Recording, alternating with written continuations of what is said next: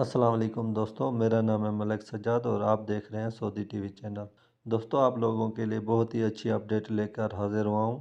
سعودی وزارت داخلہ نے بیان میں کہا ہے کہ اتوار 7 مارچ سے کورونا SOPs کے تحت لگائی گئی پابندیوں میں توسیع نہیں کی جائے گی، جبکہ سینما، جم اور سپورٹس سینٹر کھولنے کا بھی فیصلہ کیا گیا ہے۔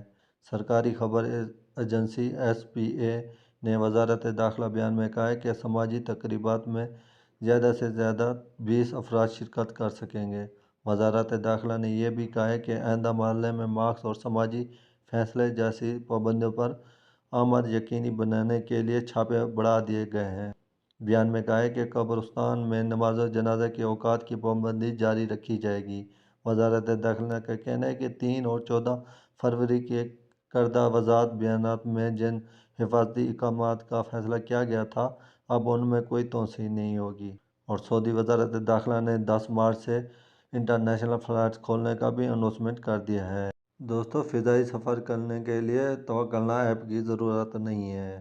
سعودی ایئر لائنز نے کہا ہے کہ اس کے جہازوں کے ذریعے سفر کرنے کے لیے توکلنا ایپ کی ضرورت نہیں ہے۔